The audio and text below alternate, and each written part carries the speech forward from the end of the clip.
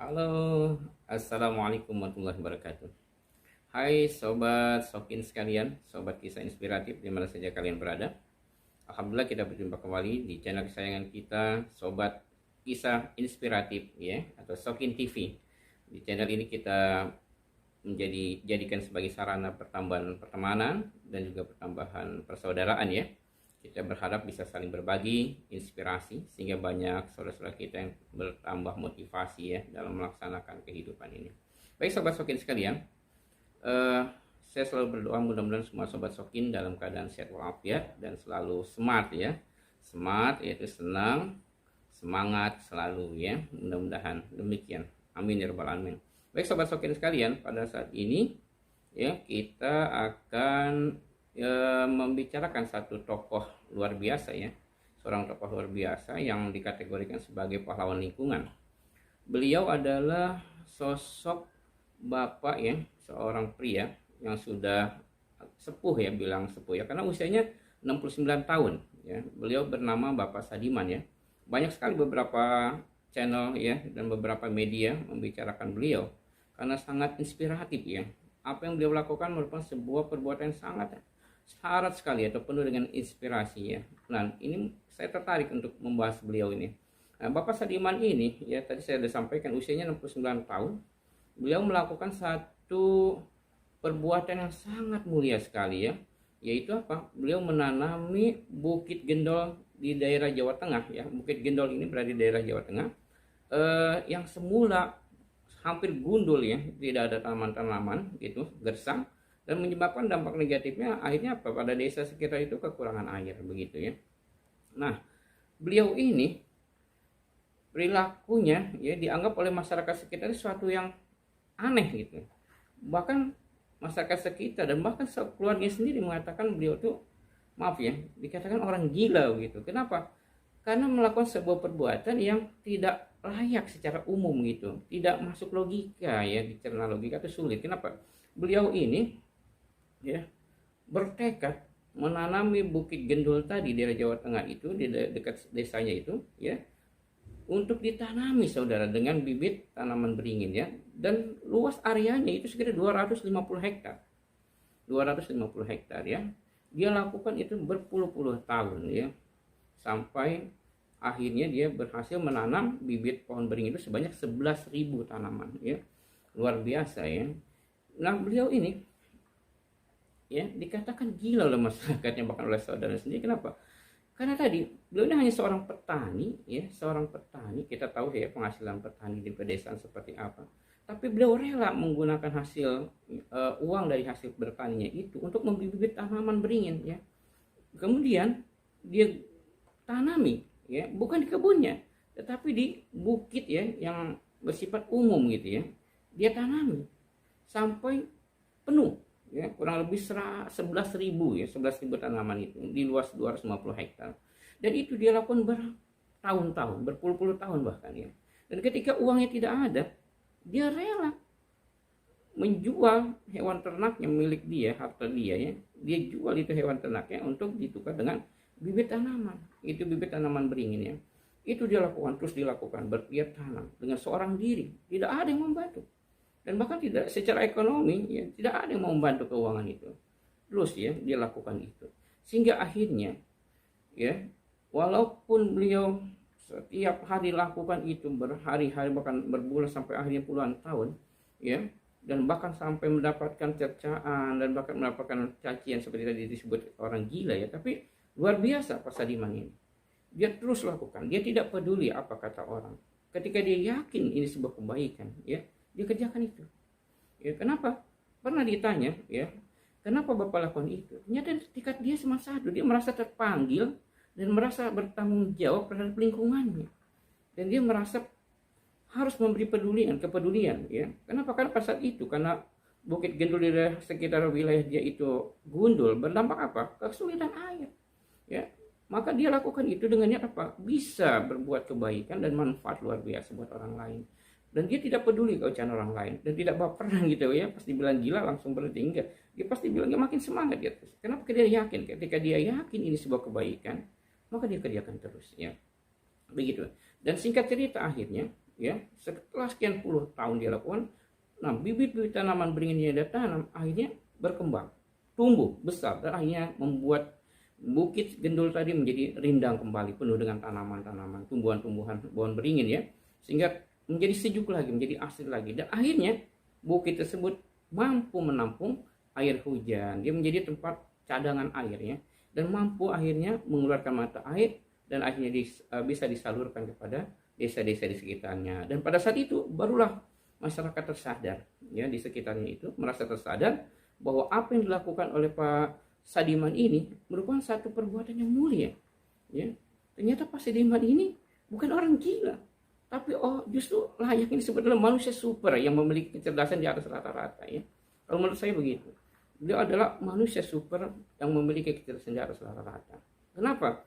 Karena dia mampu berpikir jangka panjang ya, berpikir jangka panjang jauh ke depan. Mungkin kalau ibarat kata huruf abjad A sampai Z, orang berpikir mungkin mampu sampai C ya, atau sampai D, tetapi belum mampu berpikir dari A sampai Z ya, jauh ke depan berpikirnya. Ini luar biasa manusia seperti ini ya. Itu orang-orang memiliki kecerdasan yang di atas rata-rata. Yang kedua, dia melakukan sesuatu yang bersifat investasi dunia akhirat. Mungkin secara jangka pendek nggak kelihatan, dan bahkan dapat cemoohan, bukannya kebaikan yang dia dapatkan dari usaha kerja kerasnya itu menolong orang itu, tapi justru celah ada. Tapi dia berpikir ya, ini investasi jangka panjang ya, yang dia akan rasakan manfaatnya akan terus mengalir begitu. Nah, dia kerjakan itu dengan berpikir seperti dasarnya ya, dan ini merupakan manusia terbaik.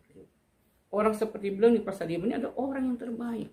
Kenapa disebut orang terbaik? Karena dia mampu melakukan sesuatu yang bermanfaat bagi orang lain ya, dan luar biasa banyaknya orang yang bisa merasakan manfaat dari apa yang beliau lakukan ya.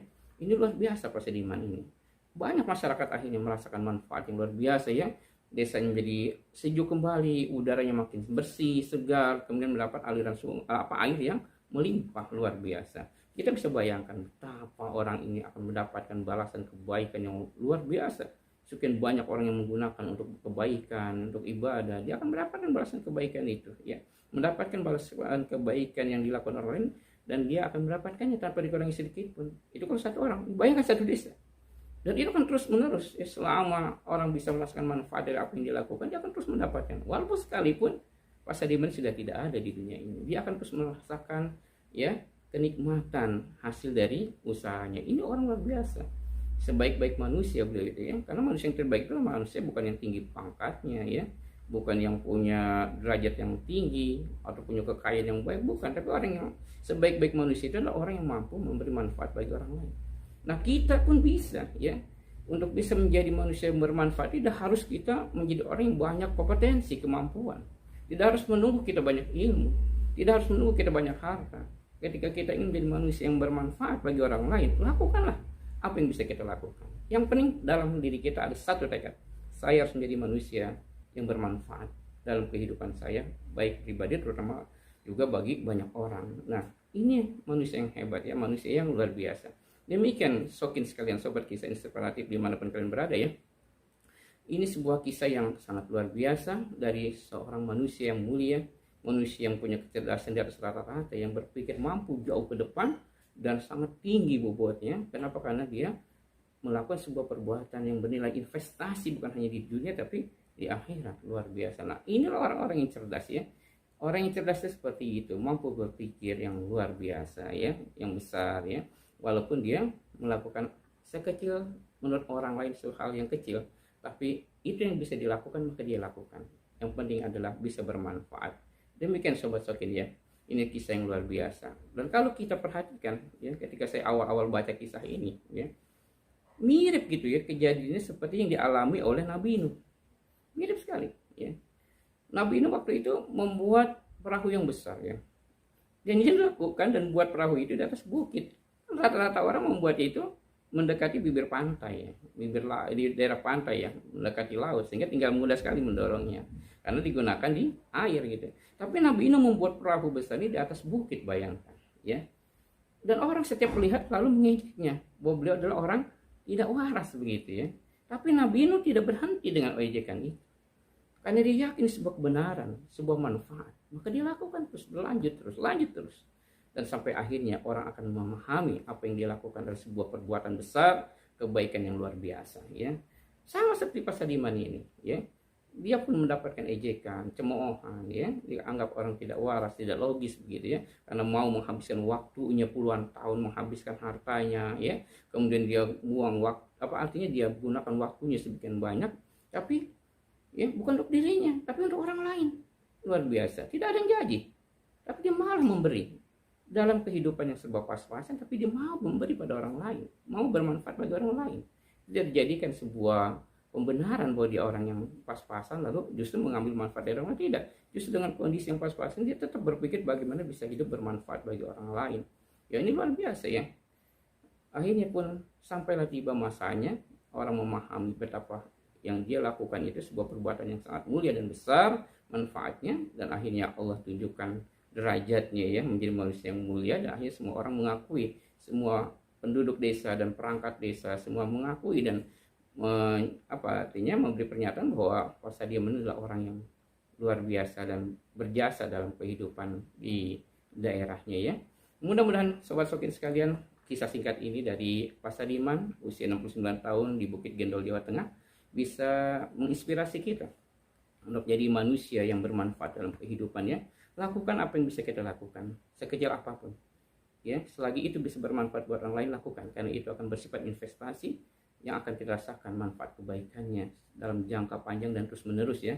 Insya Allah bisa jadi ini membawa keberkahan bagi kita. Nah, demikian Sobat Sokin yang bisa saya berbagi dalam hal inspirasi dari kisah-kisah yang saya sampaikan, yaitu tokoh Sokin kita saat ini adalah Pak Sadiman, ya. Mudah-mudahan kita bisa terinspirasi dan banyak nanti Pak Sadiman lainnya, ya.